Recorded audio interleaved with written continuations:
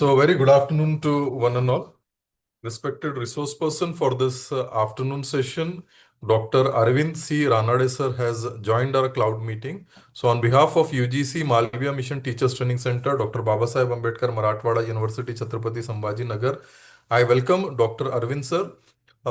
He is currently Director of National Innovation Foundation, Department of Science of Technology, Government of India. He holds a PhD degree in astronomical spectroscopy, and also Dr. Ranade has earned his MSc in Space Science in University of Pune and has a doctorate degree, as told, in astronomical spectroscopy from Inter-University Center for Astronomy and Astrophysics way back in the year 2008. He has begun his professional journey as a scientist specializing in astronomy and space science communication at Vigyan Prasar, Department of Science and Technology, Government of India, in way back in the year 2004. Over 17 years of service in Vigyan Prasar. Also, Dr. Ranade has a significant contribution to scientific education and research through his research paper, articles, book, and audio-visual video program. He has also worked on frugal innovation in engaging young minds to address teaching and learning as well as local challenges with local solution. He has also received several awards contribution like Leela Bai Pitkar Award way back in the year 2000, then Acharya Shri Award way back in the year 2013, then Irada Vigyan Puraskar way back in the year 2017. He has been a member of advisory council academic boards of various institutions like JNU, NCRT, CSR, NISCR, PR, IGUM, Haryana, and Dr. Babasaheb Ambedkar Marathwada University, Maharashtra.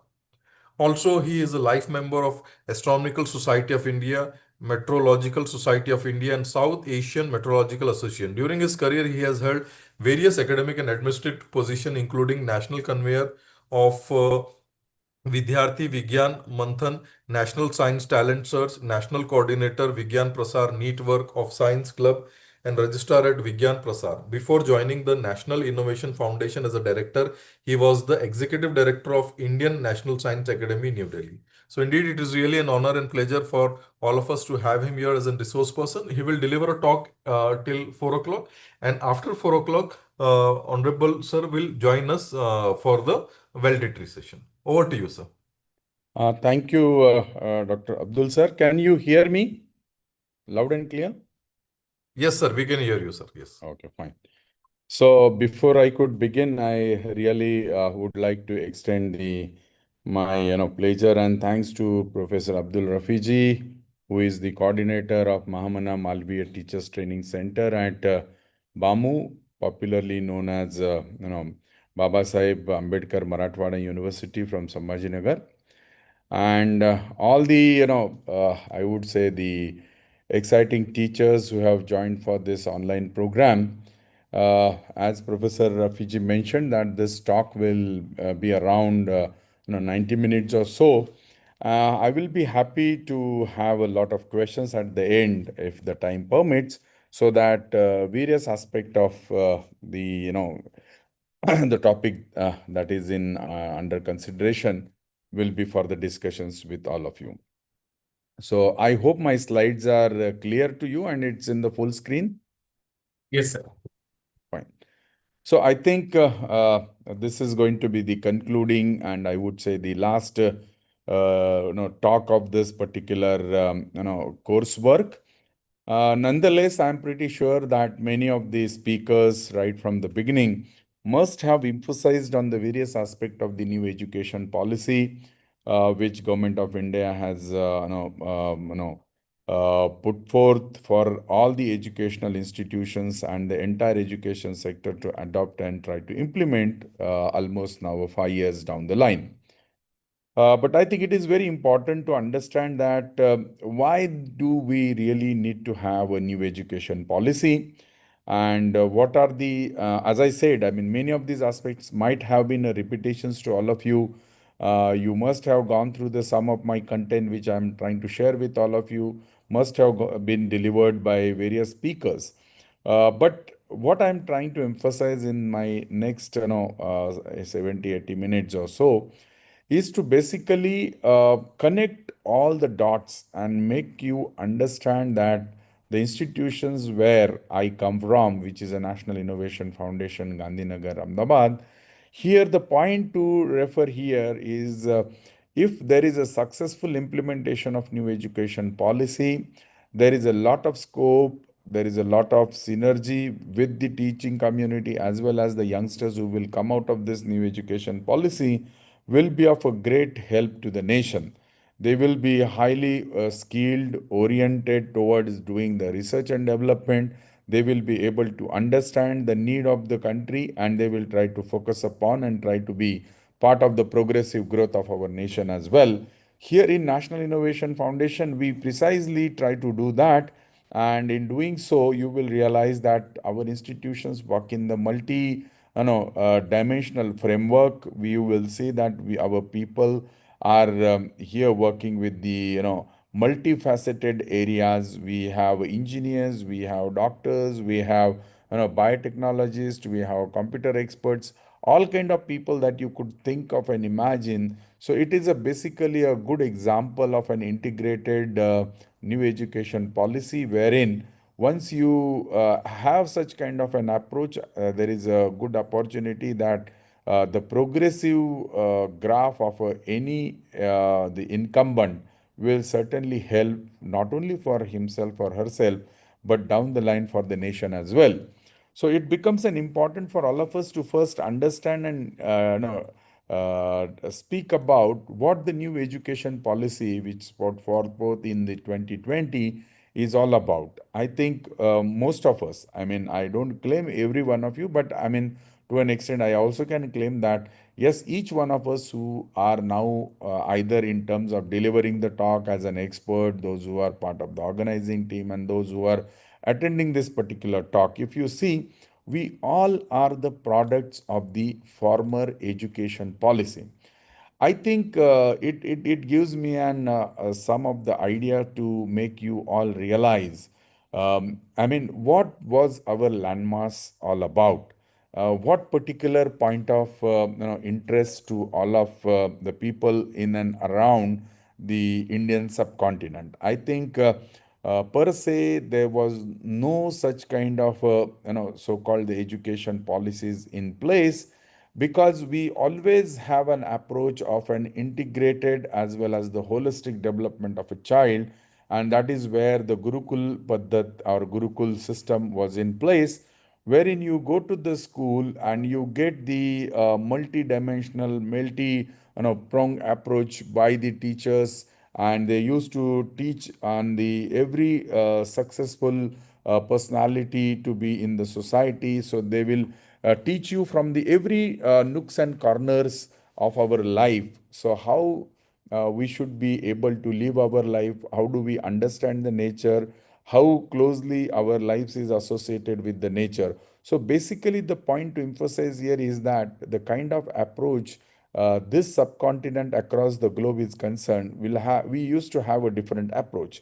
However, as we could see that after a lot of new invaders who came to the India, and then they started trying to generate lot of wealth based on their needs, based on their greed and so many aspects. I think what is important, if I have to emphasize here, when so-called the last invaders or the last people who came in India, and they have really changed the entire thought process of the nation, or I would say the entire landmass, and then you realize that the kind of work that they carried out, the kind of aspects that they came up, I don't really need to let you know because you all are the learned people and you know how the Macaulay's education framework has disturbed the whole setup of our nation. But at the end of the day, what was necessary here to understand that what kind of a thought process those invaders, those people were having when they came to India. So the idea was to teach them. Idea was to teach them in such fashion that at the end of the educational process, they will be a good labor. They should be a subservient to them.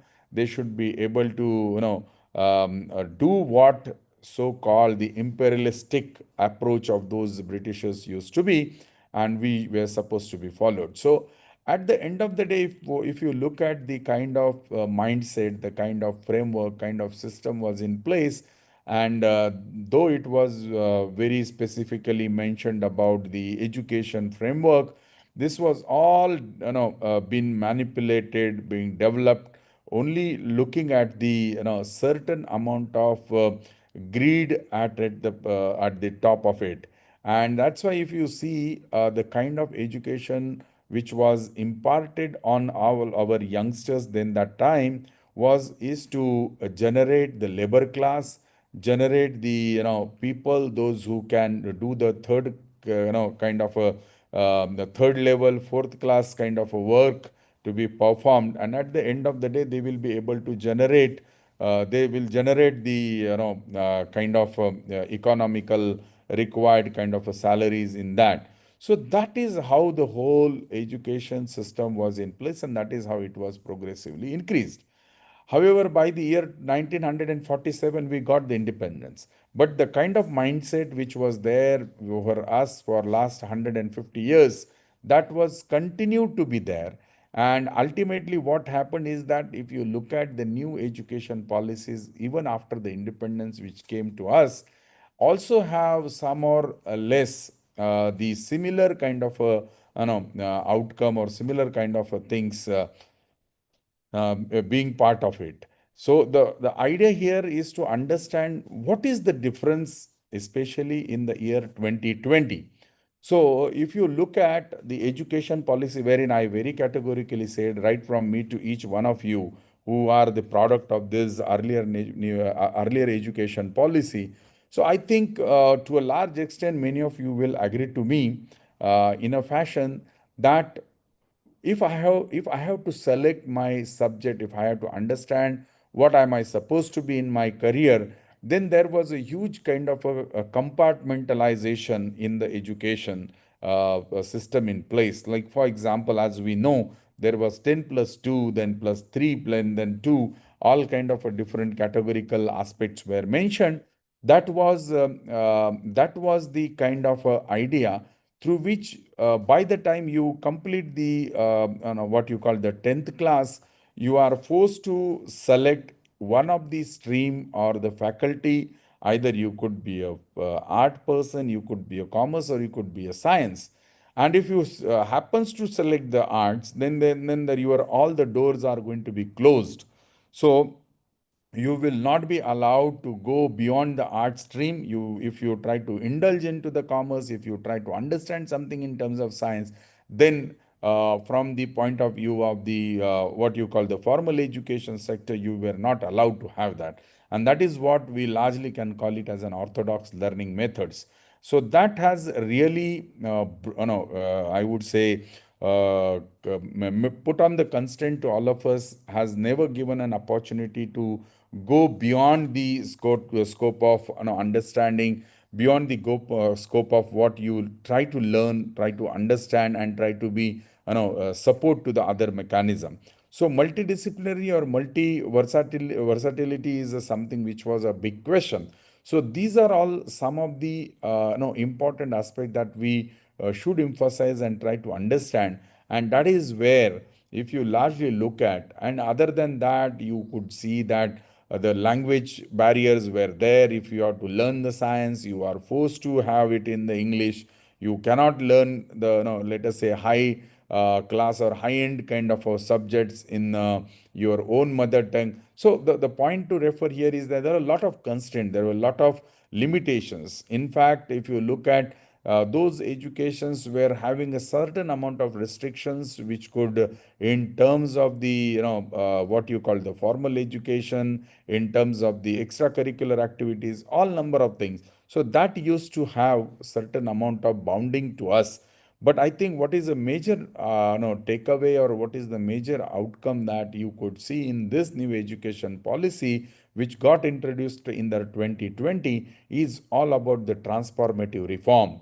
So what you could see is that there is a large amount of changes in terms of the implementing those aspects, and that is the strength of the new education policy. And when you look at that, now you got a huge amount of facilities, you have got a lot of freedom, you have got a lot of scope to learn, you have a lot of scope to improve yourself, you have a lot of scopes to come and go in the education system. That gives rise to have, I would say, the mechanism to have a what you called as a multi-dimensional approach to learn, to understand and deliver. So this is something that we have to understand. Now, if you try to see the key aspects of the national education policy, one of the biggest part is the curriculum structure. Now, what is there is absolutely now for education. I mean, if we look at and put up this entire spectrum of the education, then there is a school education, there is a higher education, then there is a R&D aspect. So every of these structure has got a certain amount of outcome to be ensured and delivered. So that's why if you could see that this curriculum structure has got introduced in the school structure to enhance the what you call the education aspect, enhance the early education approach. And that gives rise to understand, if we try to look at the school based understanding, then the foundational skill of a child will be very robust. He will be, the entire schooling system was focused, or rather is focused on emphasis on the literacy and numeracy. That is basically the backbone. So in a way, once the child is coming out of the school curriculum framework, he will be in a positions to understand the basic literacy. He will have a basic literacy, basic understanding of the numeracy, as well as he will also have certain amount of ideas about the values that the boy or girl should have. And one of the important, another key factor, if you look at, is a multilingualism. Now, what I mean to say is that if somebody comes from, let us say, Tamil background, who doesn't want to learn or understand or go through the different kind of language things, then he has got a full freedom to have his or her education in his or her own mother tongue. I think that approach, so in more specifically, if you could see, it is a multi-language approach which was being considered. So that has enhanced the ability of the persons to think, to understand, and to conceive and deliver his thought process. So multilingualism is another important point that actually help us not only in terms of understanding, conceptualizing the things, but over the period, as you go in your life in the progressive manner, you are having the competency at the global scale, knowing the fact that you would like to go in a sub particular part of the world. You, if you learn your, if you understand and imbibe those values and the education in that language, you will be having the competence in that particular level. That's the freedom this NEP 2020 gives us. Now, another aspect that new NEP is giving us the opportunity to understand that, because entire amount of money which we force into is nothing but the investment for the larger benefit in the end. So large amount of financial support is being targeted in this new education policy. It is, in fact, we all know that this, especially the budget of 2025, when it was announced, it is almost closer to the 6 to 6.5% of the entire GDP's contribution is being focused on the education, and that is the backbone. I think this kind of a progressive graph and the inclination towards the education gives rise to understand that the approach is right, the outcome is likely to have a right outcome. And what is more important is, as we progress, as we are moving in the 21st century, that there is a large amount of technology domination, there is a large amount of technology driven aspects are there. So there is a good opportunity and there is a good kind of a scope is given for the technology integration, as far as the technologies are concerned, as far as the resources are concerned. All that has the advantage of this NEP. Now, at the end of the day, what we expect out of is this education policy is that every child, every person who falls into this education policy will have a certain amount of vocational skill associated with him. So the a person coming out of this particular education reform, he will be skilled. At least he will be able to manage his own lifestyle by the way that he has imbibed the skills during the his educational framework. And that is something which becomes very, very essential, because otherwise you could see that the earlier kind of educational framework, that we used to have engineers, but if at all we ask that boy or girl to just ensure that your electricity in the house, when it gets down, if there is a tripping of it happens or anything of that sort, that engineers, or let us say those boys or girls, are not able to even identify those problems. So that means you get a educational degrees, you get a good amount of appreciation in terms of the reward, but when it comes for the practicality of it, then there is a huge amount of gap or deficit that we used to find. So we are very optimistic that this new education policy is going to look into this, and the outcome is going to help us in down the line. Now, this educational reform framework is also allowing us to look at the higher education reform. Now, because the present one, as we discussed, the schooling pattern is something that is about what we know is a 5 plus 3 plus 3 plus 4, by which we are able to understand that the child will have a complete holistic development in terms of the skill that he gets, in terms of the basic understanding of the life is concerned, as far as the basic understanding of these simple aspects of life are concerned, he will be capable enough. Now, what is more important is to understand when this, the child comes out of the education system. Now, for the higher education, what are the important changes that this new NEP is bringing for the higher education reform? Now, something that we need to understand here is a multidisciplinary universities are going to be set up, and I think the work is quite going on the higher scale. And you could see that the very universities are going to offer a wide range of subject and fostering interdisciplinary learning. So in a way, if there is a need, if that particular university does not have infrastructure as well as the resources available, they will tie up with the nearby one. They will allow the students to do the certain kind of coursework in this particular department or this particular kind of an colleges, and then he or she can integrate with the nearby, so that all the variety of the skills are being imbibed by that particular youngsters. So this multidisciplinary university approach is going to help us a long way. Now, there is the one of the outcome of this new NEP is also the initiation of National Research Foundation, and that is where my own mother department also comes to. I mean, NIF is being an autonomous organization under the Department of Science and Technology. National Research Foundation is also one of the important, kind of foundation which is been declared by the government of India to have the a single window operational aspect.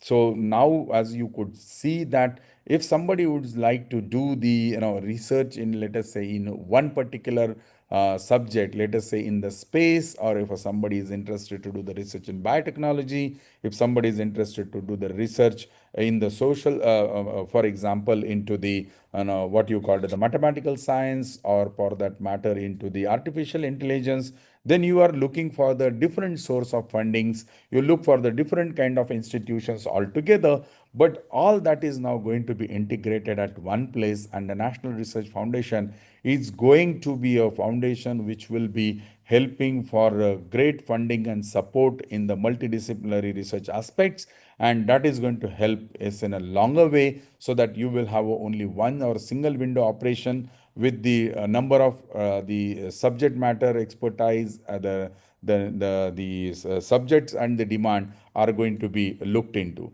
Now, what is the further important aspect through this new education policy is that these academic institutions will have the full autonomy. That means for all the purposes, these universities and colleges are going to have the freedom to manage their academic affair. And that is going to be a very crux of this NEP, and why I personally also feel very exciting. Let us say, for example, the universities or colleges which are on the coastal region, they can totally focus their entire curriculum, their courses towards the, what you call the blue economy. They can think about, because they have got a great resources in front of them. They can have the courses, they can have the subject matter expertise moving around, so that these areas can be focused upon. At the same time, the academic institutions in the upper high hill area can totally focus on the resources, the ideas, all about these geographical areas. So that autonomy is going to help them to define their own courses, to define their own kind of a curriculum, and also to focus upon the outcome of those work that they will carry out. So that is something which is very, very essential to understand. Now, there is another important point, that there is a multiple entry and exit. So I think that is something which I really feel that every child, when the person, because I'm pretty sure that when we were child, at one point of time, if we ask ourselves, or if we ask our elders in the family, many a times you would get to know that sometimes we wanted to become a, let us say, the truck driver. Sometimes somebody will say, no, I would like to be a hero. And that means at every given instances, your thought process changes, your circumstances changes, and your outcome based orientation also keeps on changing. And though these examples I gave is for the school going child, or maybe a very, very young small buddy, but more or less, as you go up in the higher education as well, there are large amount of chances that you learn the arts stream, but you feel more interested to understand, let us, there's a space dynamics, and you have approach to learn all that, but you are not able to do that. For example, you would like to do being a musician, you also feel interest toward the what you call it is, let us say, in the what you call the meteorology. So you still have a scope. So that means you can actually have a multidisciplinary approach. You can learn many subjects at one time, and you can learn. You can, a good musician can also become a good scientist, and good scientist can also become a good or very skilled engineer as well. So this kind of approaches is going to help out, especially through the academic bank credits as well. Now, at the same time, if my economical background, or maybe whatsoever the background I come from, it does not allow me to continue my learnings over the long period because of the number of issues, then that particular facility is going to be provided by this new education policy.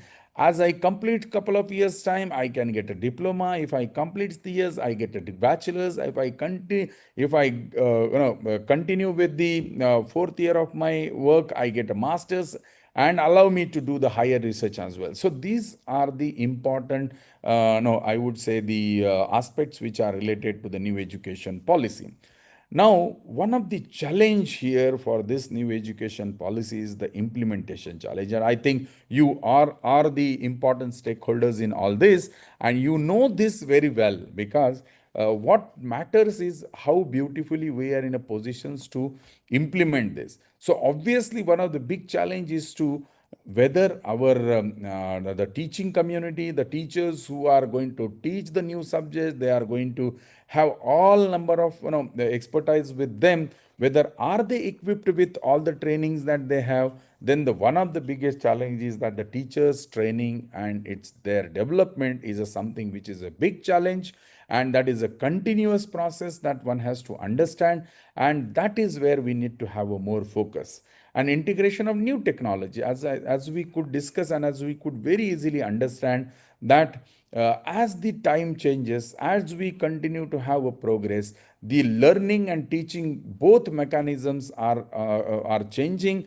Perhaps before 2020, we were never knowing that any teaching can happen in an online fashion.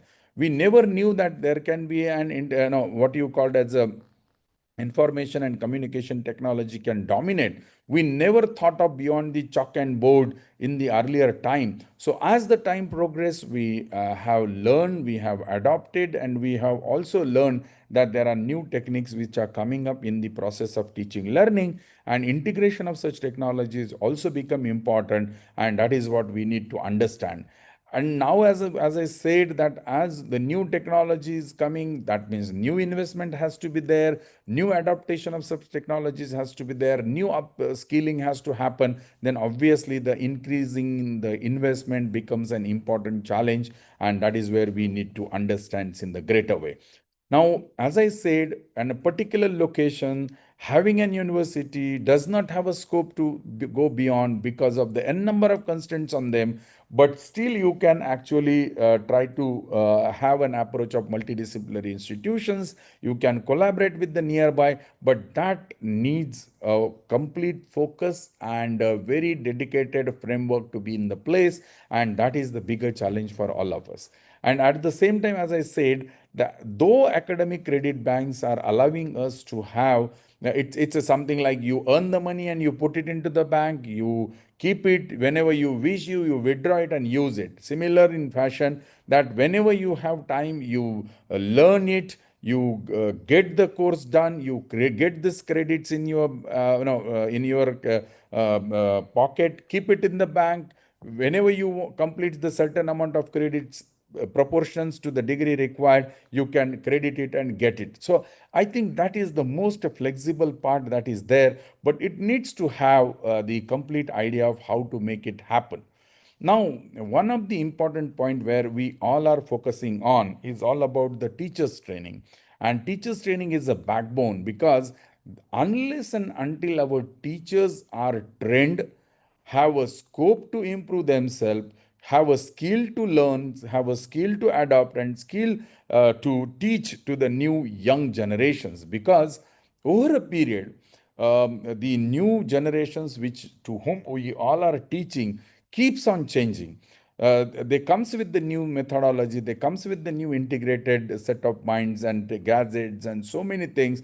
So you need to be one step ahead of them, and that's something that where our teacher has to understand. So now the integrated beer courses need to be part of it. So now I think, as I understand, earlier B.Ed used to be for a couple of years time. Now this NEP is going to have a 4 years fully dedicated B.Ed programs, wherein the teachers will be given a certain amount of trainings, so that the skill or the mechanism will allow them to improve themselves. And the teacher who is able to do the work to the fullest of its possibility, then there has to have a mechanism in place where the incentivizing such people, giving them an opportunity to progress further. And that is where the national state councils are having such responsibilities to establish or to regulate these teachers, give them more and more facilities to be done, allow them to have a continuous development, and also to have the chances with them to get the incentivizing at given particular time. So this continuous development process is something that professionals has to adopt, either through the online and offline mechanism, because nowadays many of these skills are possible sometimes in the offline mode, or sometimes in the online mode as well, when the subject matter expertise are in the discussion. Now, as I said, if there is a good community of teachers who are able to do a good teaching, and then if they are able to make the impact on the youngsters, such teachers should be getting an exceptional awards, their rewards for their continuous work, and that opportunities should be available. And that is what is the teachers training programs with this kind of facilities are going to be important. And that is where the majority of the schemes and the programs are in the developmental process, which will make these teachers to be a positive, to understand the importance and do it. And at the same time, all these teaching resources, if you look at, is require large amount of investment, because ultimately as the time demands, at the no, s- no, as we progressively go ahead, we need to have a lot of new investment because technology changes, the technique changes, the gadget changes, everything changes. So to cope up with that, it is essential to have investment in such kind of a learning teaching mechanism.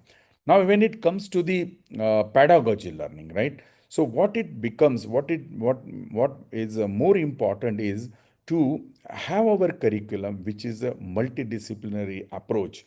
We should be able to have integrate various subjects which has a lot of skill based ideas, which have a lot of learning skills with them. So our pedagogy should be focusing on this multidisciplinary curriculum, and to a large extent, many of these universities and higher education institutions are coming with this kind of curriculums, and that's going to be very, very important.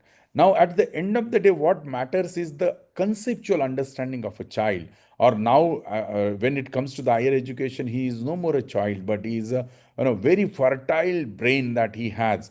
Now, that fertile brain will be able to continue in the progress when his conceptual understanding is at the highest level, and he will be able to contribute to the larger extent. So these conceptual understanding will give them a deep understandings over a memorization. That is something that we need to understand. Now, every pedagogies that we develop need to have one of the important aspect called the experiential learning, because unless and until a child does it with the hands, that's what the hands-on activities, he or she will not be able to understand the real world problems. And real world problems become so important that unless and until we give them a scope to go to the society, understand their problem, learn the problems, and try to come up with the solutions. So these kind of learnings also should have outcome based learning, wherein the problems are being understood, the solutions are being focused, so that these educational mechanism allow for the goals to be achieved. Now, at the same time, what is important is what you call the hybrid modes. Our multimedia and virtual realities allow this child to imagine, to to understand the problems, and also to give the solutions. So utilizing the technologies to enhance the learning experience is something that we need to understand. And I'm pretty sure this is very obvious to know that entire pedagogy has to be very, very student centric, and that is the only kind of the area where we need to focus. And in many places, that is the work is happening, which will help over the period. Now, when it comes to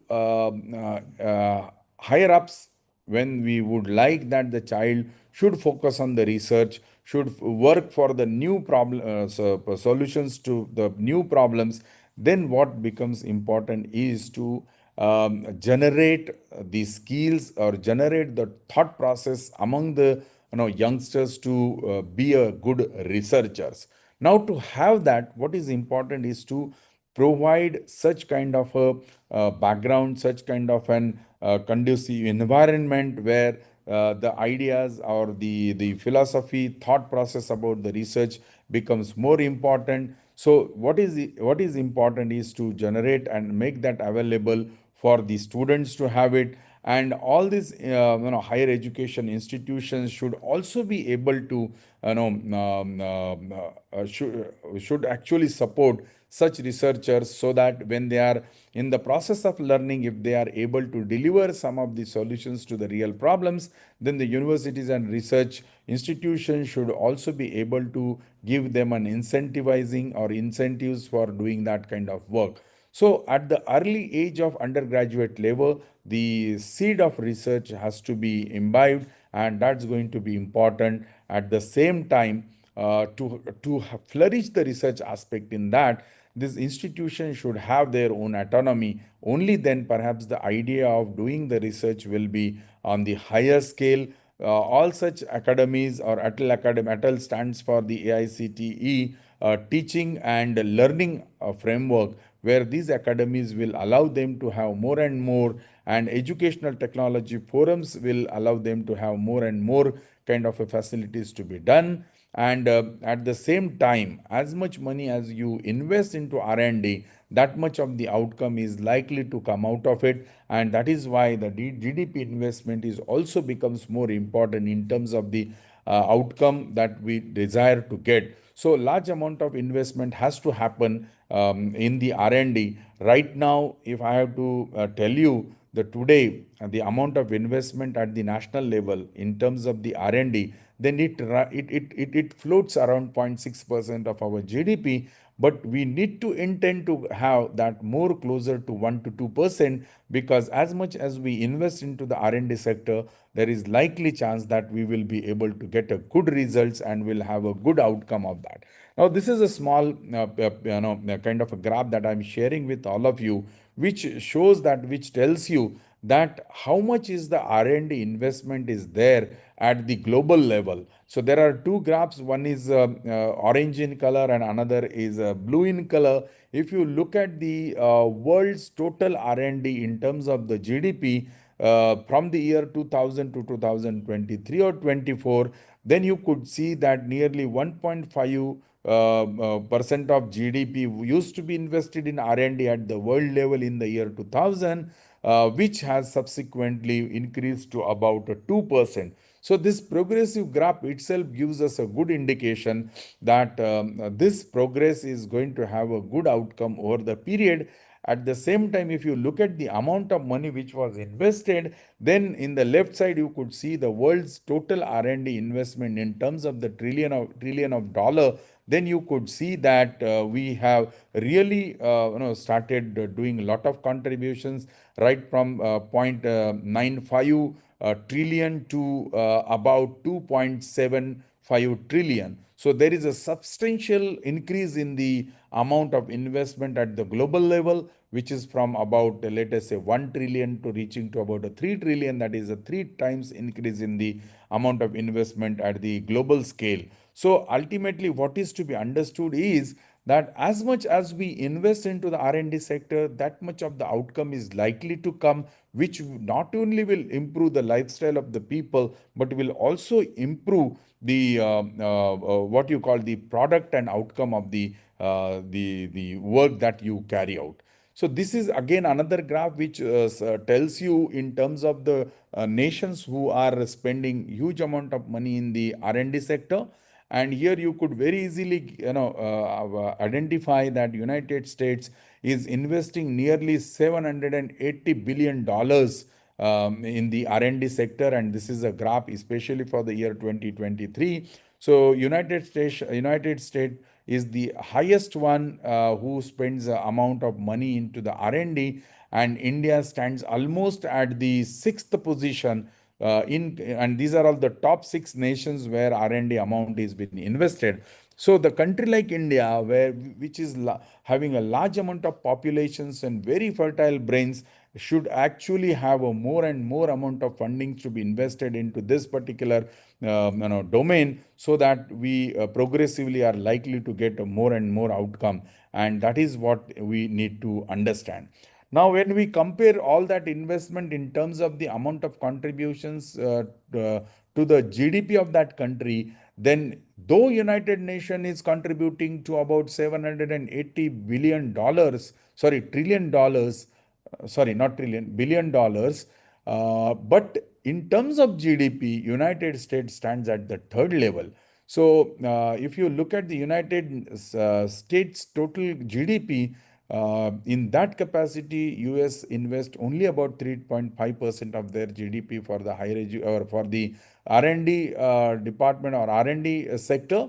However, Israel stands very high with the contribution of about 6% of their GDP. And in this entire graph, you will not see India standing anywhere in this top 10 countries that you could see, nearly 10 to 12 countries that you could see here. So this is something that we need to understand. And but then where do India stand? That is something that you all will be interested to know.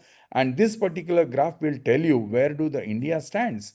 Now, if you look at the amount of investment that we put on since the year, let us say 2000, then you will realize that nearly 70,000 crores of rupees that we have invested from 2002 onwards.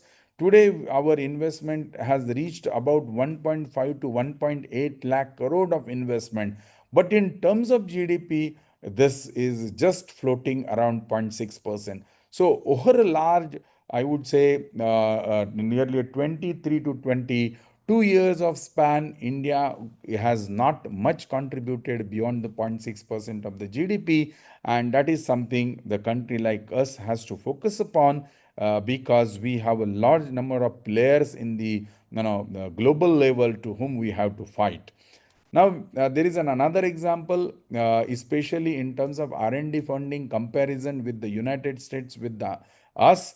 Then you will see that whenever the R&D is in the discussion, the government sector contributes on the higher scale, while in United States the government's contribution is very minimal, which is just 10% as compared to the India's 44% of the contribution. Similarly, there are different sectors in the government, in state governments. In United States, state government not at all support for the R&D, but here we support, our state governments are supporting about 6.7%. Similarly, if you go to the higher education, public sector, and one of the what you call the logically understood part is in the private sector, you will see government's investment is very minimal as compared to the United States, because United States tops high up. So I think this is something that our private sector should also understand. It's not only about what product that you manufacture or what you try to generate the money. So there is a need of private sectors to have their R&D very strong. They have to come and invest more so that there will be improvement in terms of the product, the process, and everything, so that the good returns can be generated.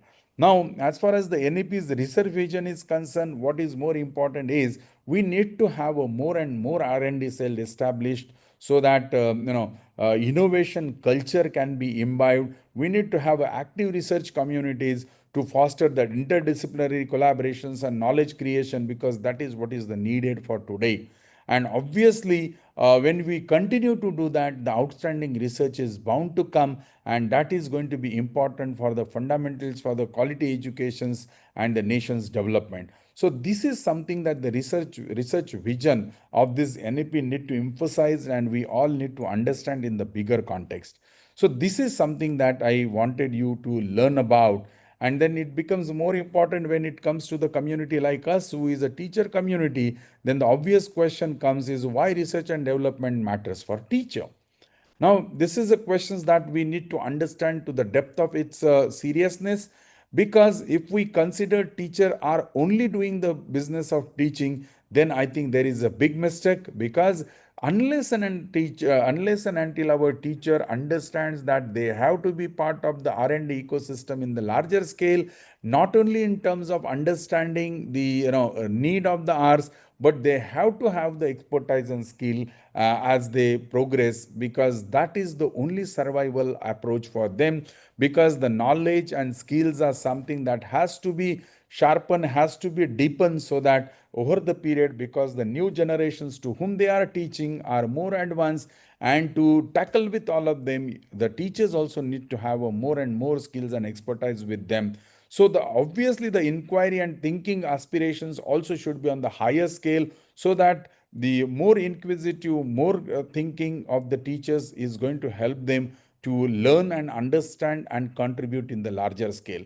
And today is the time where the collaborations and networking becomes so important. If anyone who considers that he or she is able to do the good research without collaborations and networking, then I really wonder to what extent that such kind of an outcomes are going to be. So that is very need, because today's world is largely depends on the collaborations and cooperations of each other, because the challenges are new, the challenges are high, and the contributions on the work cannot be sufficient by one particular community sitting at one corner of the country. So collaborations and networking becomes more important. And at the end of the day, what matters is how best that your teaching can be. As you have all these qualities with you, the skill of teaching will definitely improve. So your dynamism will improve, the teaching spirit will improve, and that is what is the need. And that is the reason that we should understand that teacher, why do the research and development matters to the teacher, is because everything has a the interlinkages, and that has to be ensured by our teaching community. Now, when we talk about passive to active learning, now there are two approaches. One is a teaching methodology approach, and then is what outcome or learning that you get. So as you have more collaborations, you are able to have a more teamwork, or you will have to have a more interdisciplinary problem solving abilities. Your projects are going to be very focused. Projects will have a particular outcome desired, which is more towards the realistic world problem solving and critical thinking. At the same time, there is to have all this work that you carry out need to have a gamification aspect associated with it.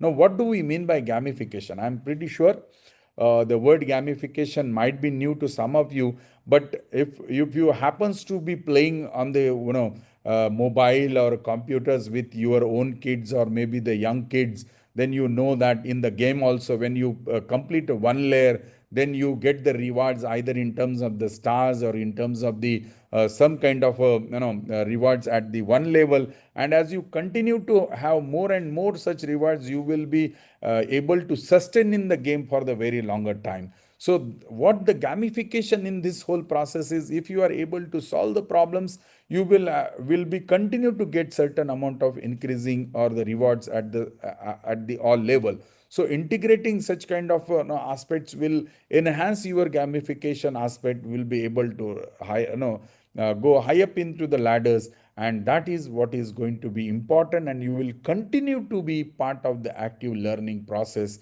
down the line. So these are some important aspects that we need to understand. Now, when we look for the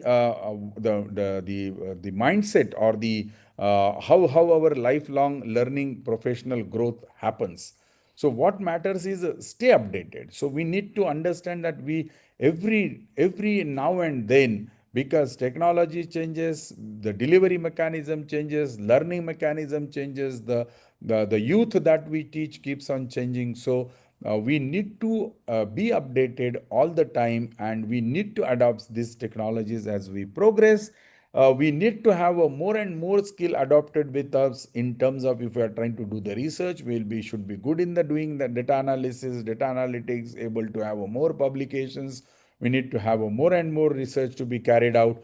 At the same time, we should be in a positions to do a lot of mentoring to the students, because unless and until we are cope up with all the required desired outcome of the world today, we will not be able to have a good mentoring to the students, and that matters a lot. And if you are able to have a more and more funding with you, you are able to do good and good research, because these are all requires a highly skilled, highly sophisticated techniques, technologies, instruments, and all for your work to be carried out. So these are all the some of the lifelong learning professional growth depends, and I'm pretty sure we will be in a positions to achieve that. And I think these, after going through all these number of slides where I made you understand that why we as a teaching community has to be proactive at all the time, and should be a backbone of the new generation support, and that matters a lot when it comes to the understanding and developing the skills.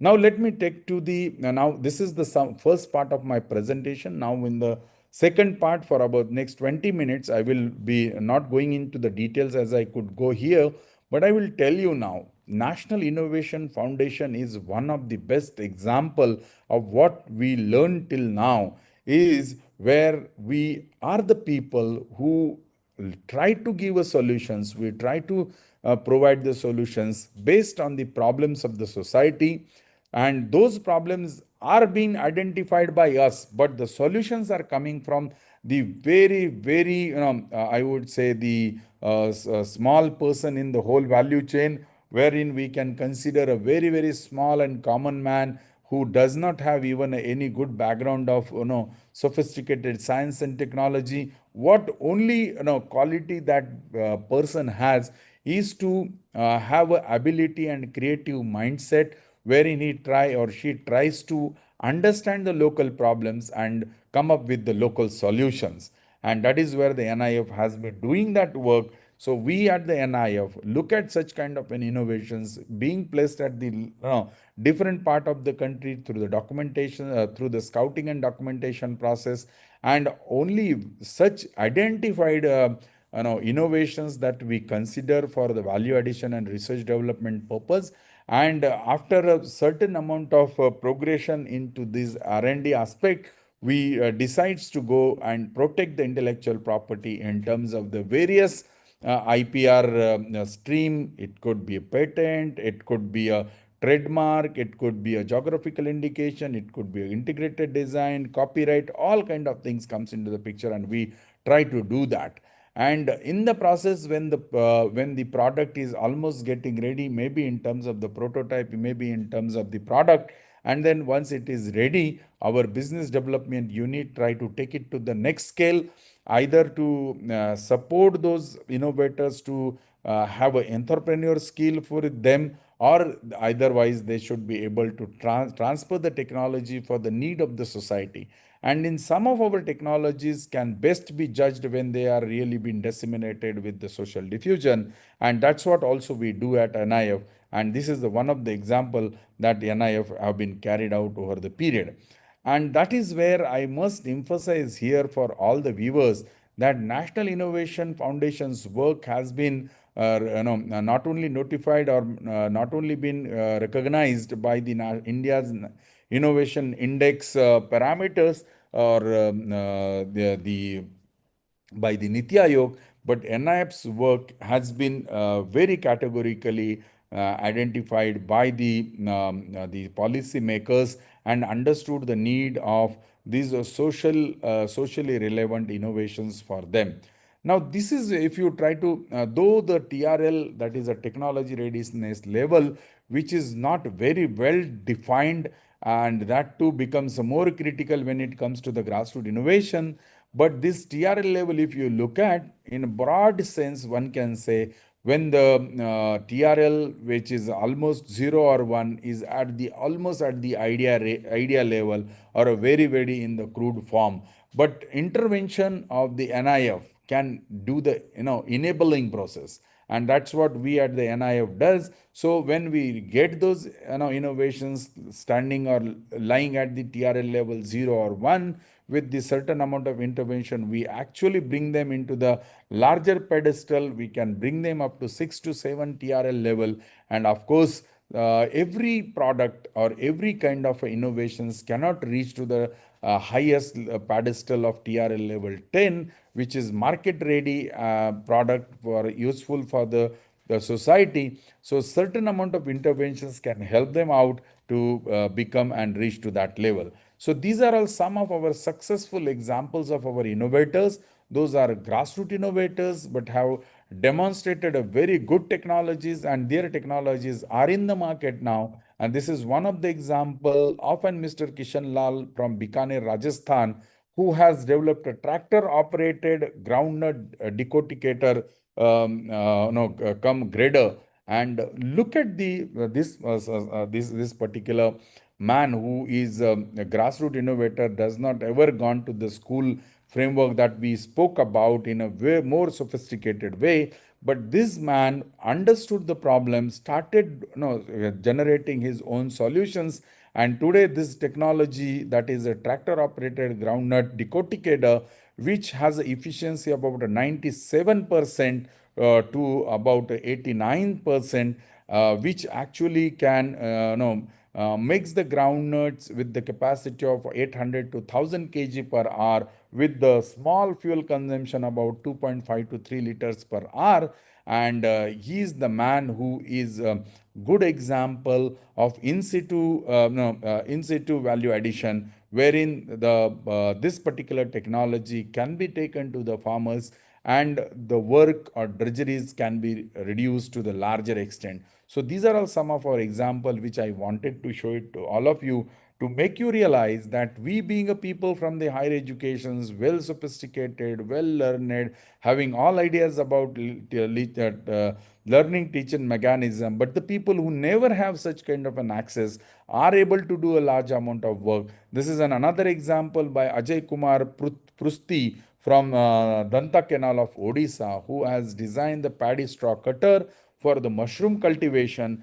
And this is another example of in situ value addition for this, wherein this kind of cutter, this kind of material help for the mushroom cultivators, and he is able to produce and sell his technologies to the nearby area, wherein this particular technology is in the demand in the Odisha and nearby, where there is a large amount of no kind of paddy straws are there in available in large number.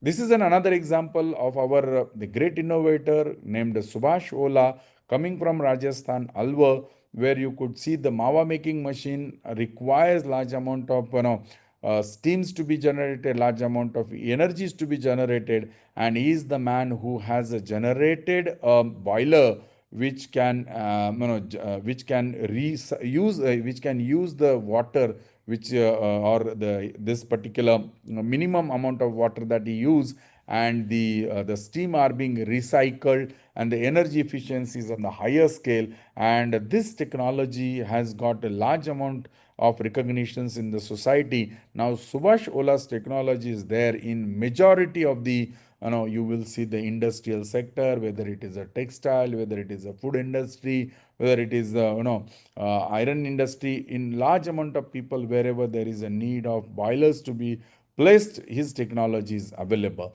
This is another example of our CV Raju from Vishakhapatnam, Andhra Pradesh, who is generating the eco-friendly wooden toys through the vegetable dyes, which is absolutely what you call the toxic free kind of material that is being used.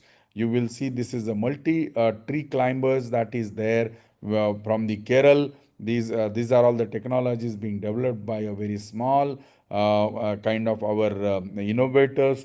This reduces the large amount of drudgery. They are able to generate livelihoods for them. This is a sal lift making machine. This is one of our innovator named Sri Jogendra Patra from Mayurbhanj, Odisha, who is having a patent granted. And with this small intervention of technology, the people are able to generate the income in terms of 10,000 to 15,000 per machine per month. So this is a good examples and interventions of all these marginalized people. But the kind of work and impact they are able to do is very, very enormous and high.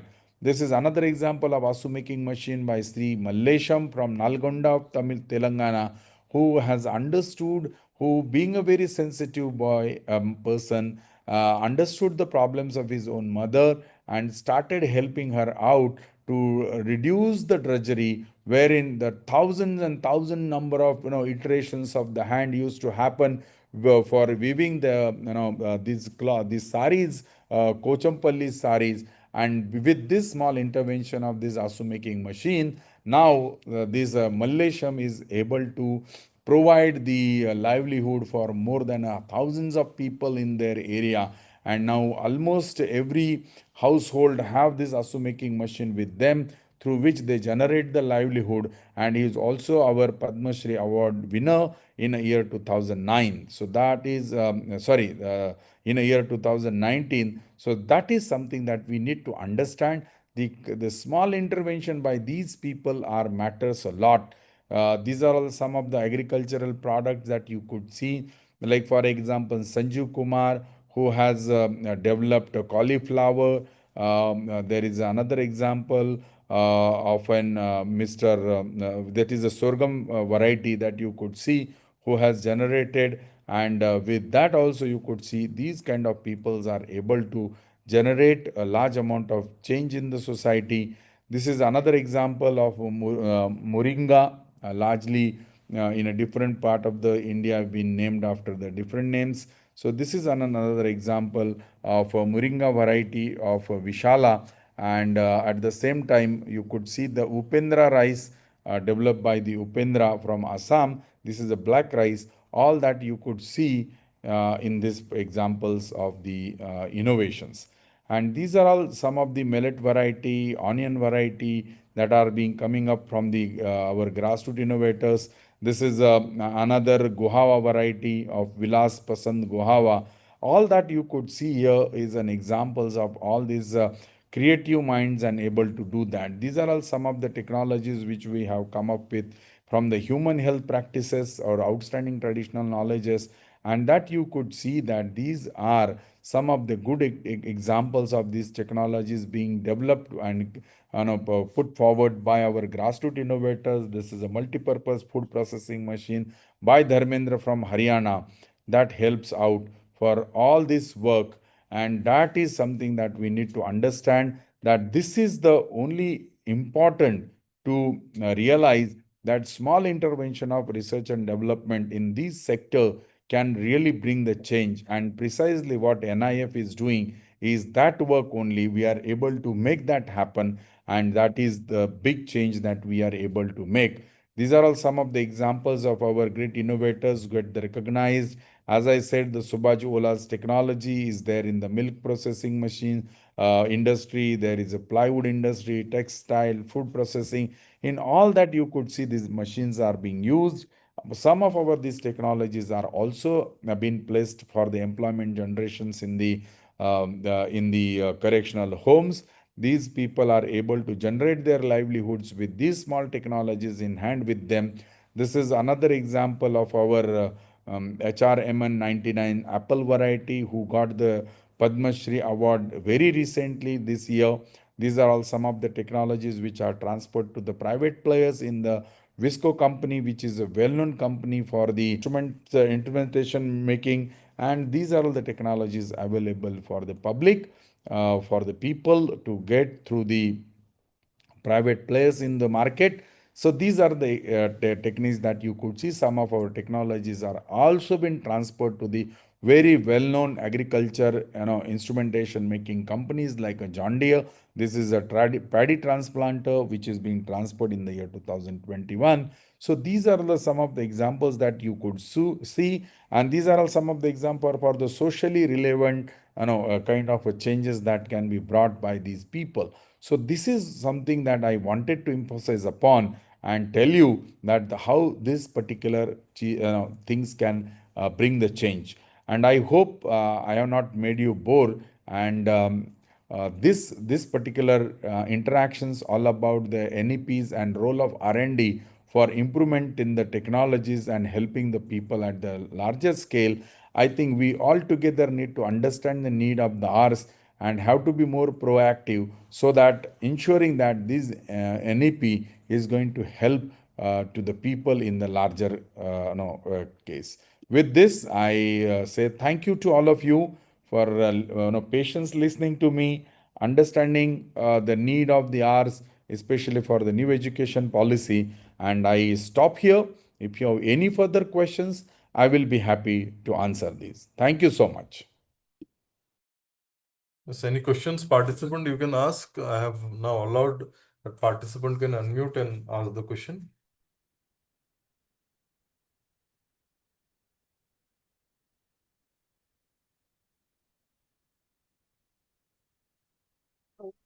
Hello, am I audible? Yes, you are. Yes. First of all, I would like to thank this wonderful session, Dr. Ranade. I have two concerns over here about the good presentation that you've given. One is that for a very long time, this investment in education and research, in particular in India, even if it is rising, do you think this as a percentage of GDP, to target something like 6% in this, age and time, where we are so ambitious about improvising the education system, is that adequate? That is number one, and less than 1% going on research, as you said. Is that adequate? And is there a way of really improving that in a significant way? That was one aspect. Second that I'm interested in is you showed some wonderful works being done by NIF. What I observed was a lot of what was showcased is focused on the agricultural technology, R&D in improving technology in agricultural operations. My concern over there is the work is remarkable, no doubt. But agriculture is one area in India right now where there are already too many people and not contributing much to their work. At the same time, we are trying to mechanize the operations. So, are we not compromising more with the employability?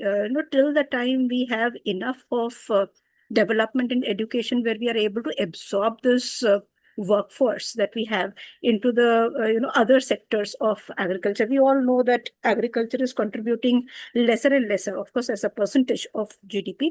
So, do we have enough scope for shifting these excess people from agriculture while we replace them with machines over there with innovative methods that we are following? So, your opinion on that, sir, please. Yeah, first of all, thank you for asking these couple of questions. Number one, as you yourself very correctly and categorically mentioned, the 6% of GDP in the education and about 5.6% GDP in R&D certainly are not sufficient and not adequate for a very simple reason, because the kind of education sector that India holds, the kind of human resources that India is trying to produce, if we look at all that, this investment is certainly not very, very much adequate. But I think in India, what is I would say the bottom line for all the people to realize is that we consider that only government should come forward and government should support. But I think I have just shown the one of the my slide very nice, very categorically you could see that perhaps in the entire global scale, India is the only country where large amount of investment is been put for by the government sector. And in the rest of the country, or especially the developed nations, a large amount of investment in the R&D sector has come from the private players, not by the government. So I think what is needed here to understand is by the private players. And why am I emphasizing on the private player? And in fact, if you look and study all that, why private player? Because private players are bound to generate the technology because they are going to get return out of it. To a large extent, because the big players and the big companies and these big people have to have a more investment, because they are going to improve the qualities, they are going to bring a new products, and that is ultimately are going to give them a good returns. But this is a little no, I won't say the apathy, but yes, this is something a very serious concern, that in India the large amount of ideas which is perceived in the common man's mind is that the government has to put on the money. I think that is a wrong kind of an expectations, but this is a big role that private has to come forward and put on. But in comparison to the rest of the global scenario, government is putting perhaps not sufficient, but then of course government is trying to do their own kind of a contribution. Of course there is a need to increase that, but when it comes to the government has a large amount of priority areas when it comes to the sanitations, health sector, then transportations, everything that you look at. So that is the first answers to your first question.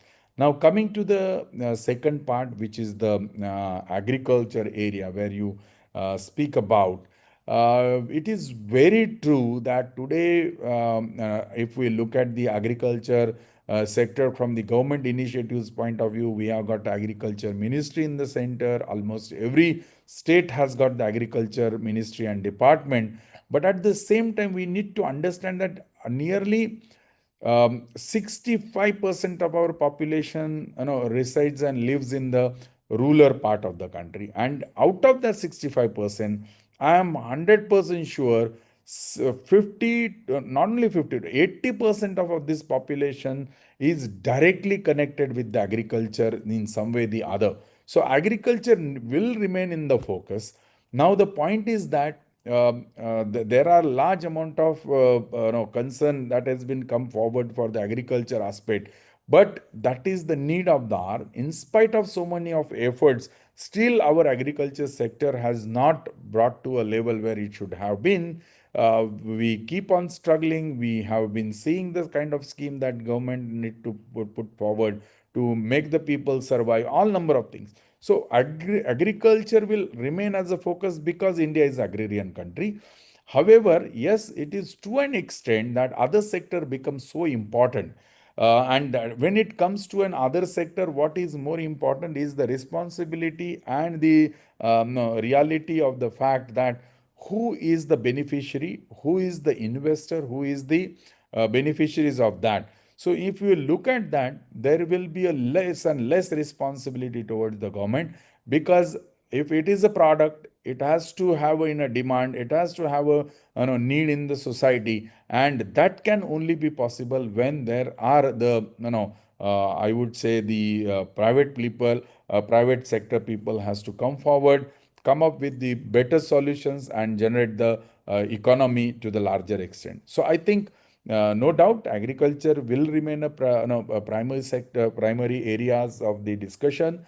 But however, looking at the lifestyle of the people today, though it appears with my presentations or maybe a general perception, but still there are large amount of sectors are coming forward in terms of the energy that we see, in terms of the communication, all sectors are there. But when it comes to the consumer, then the agriculture will on the higher.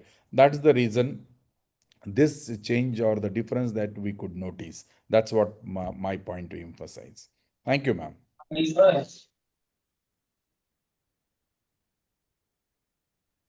Thank you, sir, for your response.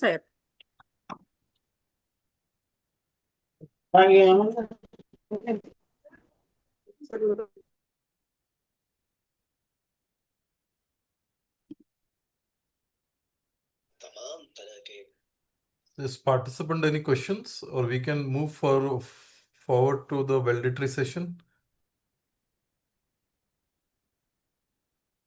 So if there are no questions, we can move to the valedictory function.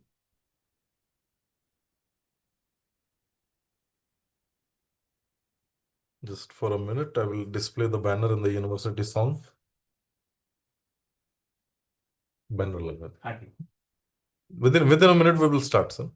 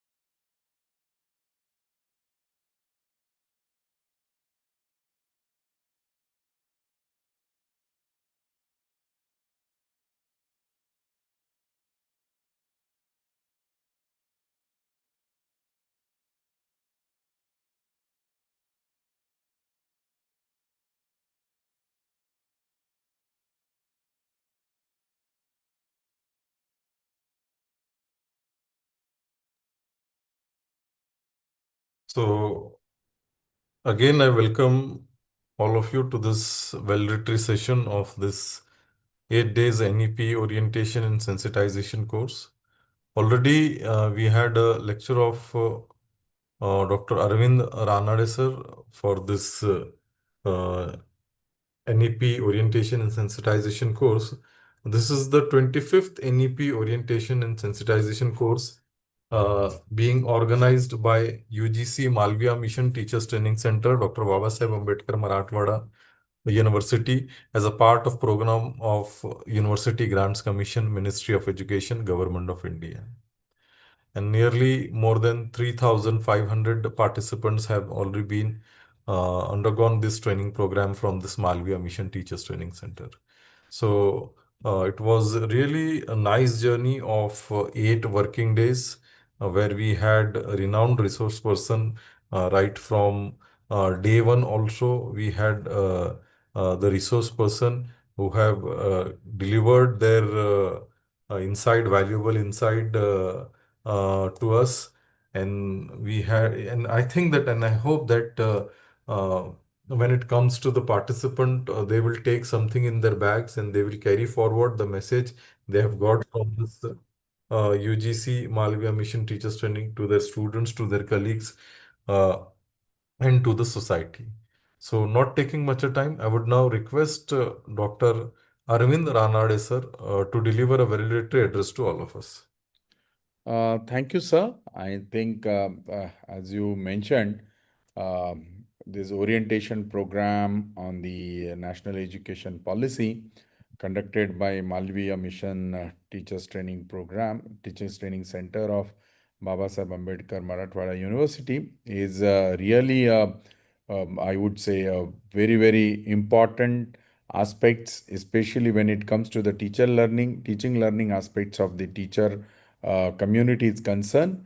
And I'm pretty sure by such kind of an orientations and online no kind of a courses are going to help the teachers to understand the new technologies, new innovations, new techniques, new methods, and of course new kind of contemporary research and work being carried out in the field of science and technology in together in along with the teaching learning processes. Such kind of interactions and meetings are helping the participants to understand, learn, imbibe, and use such technologies for their day-to-day affair.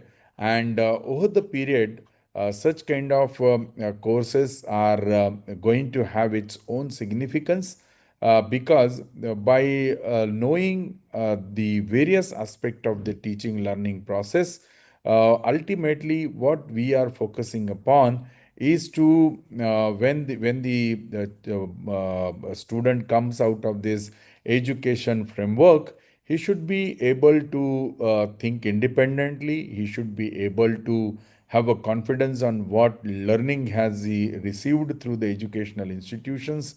The kind of training that he got is sufficient enough for him or her to not only for the employment generation, but to be a part of a learned society, to develop the more and more capacities, to help the nation for the progressive growth, be part of the higher economy of the country in some way the other. The child should be able to contribute in terms of the individual and also in terms of the leadership that he receive in the progressive growth of his or her life.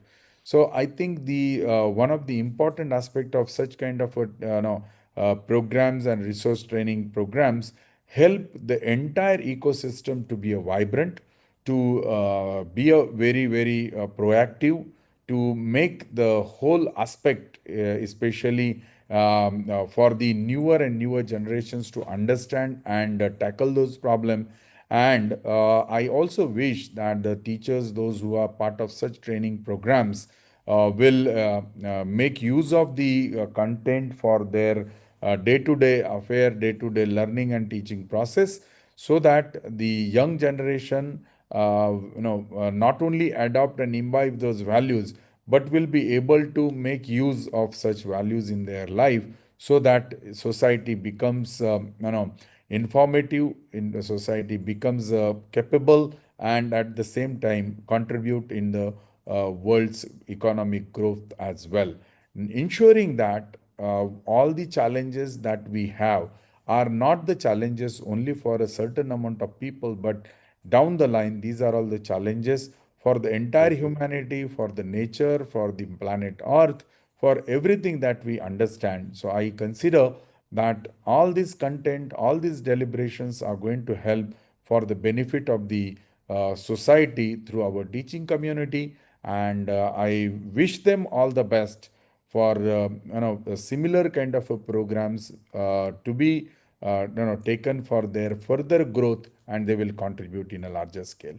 I also wish and thank you, sir, for your extension of invitation for being part of this validatory function in addition to the talk that I deliver.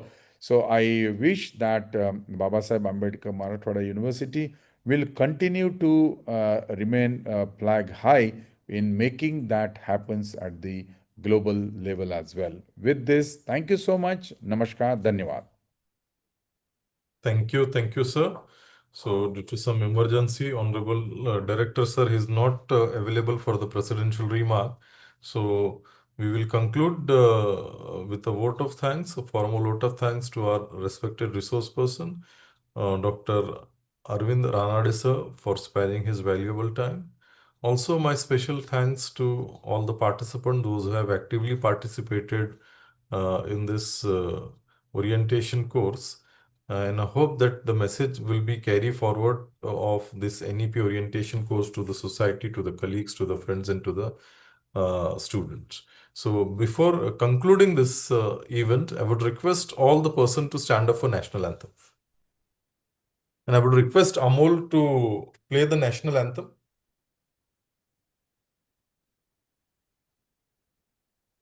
Jana Gana मन अधिनायक जय हे भारत भाग्य विधाता पंजाब सिंध गुजरात मराठा द्राविड उत्कल बंगा विंध्य हिमाचल यमुना गंगा उच्चल जलधि तरंगा तव शुभ नामे जागे तव शुभ आशीष मांगे गाहे तव जय गाथा जन गण मंगलदायक जय हे भारत भाग्य विधाता जय हे जय हे जय हे जय जय जय जय हे Thank you. Thanks a lot.